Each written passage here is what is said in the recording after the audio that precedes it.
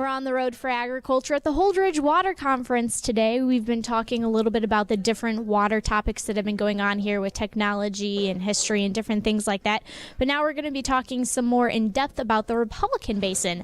Joining us, Jesse Harding from the Rural Radio Network, and joining us is Jesse Bradley. You got two Jessies here today, and he's the Integrated Water Management Division Head with the Nebraska Department of Natural Resources. So can you kind of tell us about the Republican Basin, maybe what you've seen so far in the history? Sure. Yeah, I think the Republican River Basin's obviously changed a lot through time, and that was what I was here talking about today. The basin's seen some fairly significant changes in terms of the stream flow over time. A lot of that's been due to two kind of main components. One is what we call base flow, this sort of slow groundwater contribution to flow, and the other is due to these runoff changes, or kind of the faster water that comes in after precipitation falls.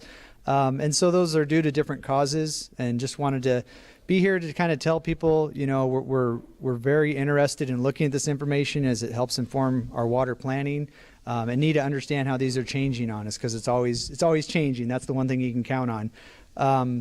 And I think the one thing we have seen is there's certainly been a component of groundwater pumping that's impacted the streams, but there's been a lot of other factors that have affected that runoff component, conservation practices and storage of water.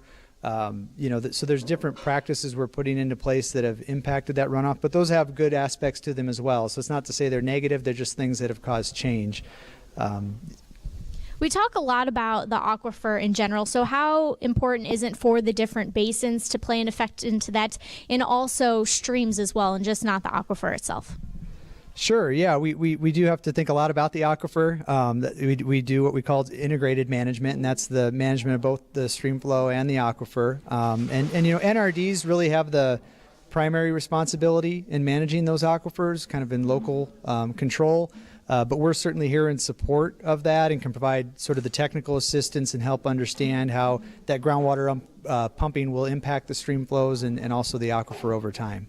So what does it mean to the producers that we're seeing these differences in stream flow over time? Well, I think what it really just means is we've got to be adaptable. The one thing, like I said, we'll be able to count on is that things will change on us from year to year and then over long periods of time. We got to keep on top of these things, and we got to look to find more collaborative solutions, I think, in the basin, working together better. We're starting to do this as states now with Kansas and Colorado and reaching some agreements there. We really need to be able to do that within the basin, and I think there's some better outcomes we can find then. And talking about that future, what are some things that you hope to see in the future or in the works for the future? Yeah, I think, looking forward, we've got some really good highlights that you could look at in the Platte River Basin, things like what we call conjunctive management, sort of the department, natural resource districts and irrigation districts working together to find sort of the optimum operations of these districts, from wet years to dry years, and trying to balance these things out a little bit better. So I think that's a real opportunity we can look forward to. We actually have a study going on with the other two states and kind of looking at the feasibility of these options and trying to work with the federal government through the Bureau of Reclamation to take advantage of those. And we're going to be initiating a basin-wide planning process here in the upcoming months, and that'll probably continue over the upcoming years. And I think one thing we'll really have to try to find through that is that collaboration and partnerships between local NRDs, irrigation districts, department, federal, through the Bureau of Reclamation. We've been talking about some of those partnerships you hope to see in the future, and so where are we kind of standing on that litigation with those other states? Sure, yeah, you always got to ask about the litigation when it's the Republican, but the litigation, it's really behind us now. We've had our final court hearing, if you will, before the United States Supreme Court. That occurred back in October. They should be making a decision certainly before they recess here this summer at the end of June, hopefully sooner. We'd really like to know. But I think we're happy to be putting that behind us and kind of taking this step forward, I think, with the other states, which appears to be in a very positive direction.